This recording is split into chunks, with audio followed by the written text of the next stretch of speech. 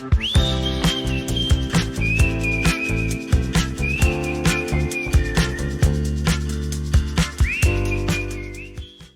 apparently we're entering the series of oddities of basement curiosities here, and it's not uncommon to see some vines and some roots growing through older foundations, especially with fieldstone foundations. A lot of them will have these root structures that find their way in between stones, and every once in a while we'll actually get foundation cracks that you can see small little, plants or whatnot growing out of them.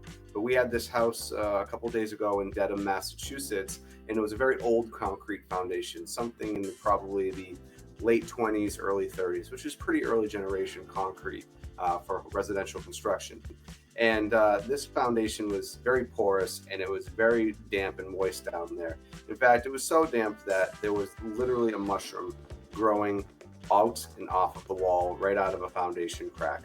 So in order to have a mushroom growing there, you know that it's a humid environment. So not only we were there to repair other foundation issues there, but we had to do a little bit of removal of some fungi of the walls there. But it just goes to show you that if you kind of leave these things untreated, even if water's not actively coming through, the foundation crack is exposed to the soil on the other side. And things can, like the ants from the last podcast, and in this case, plant growth can actually occur through there.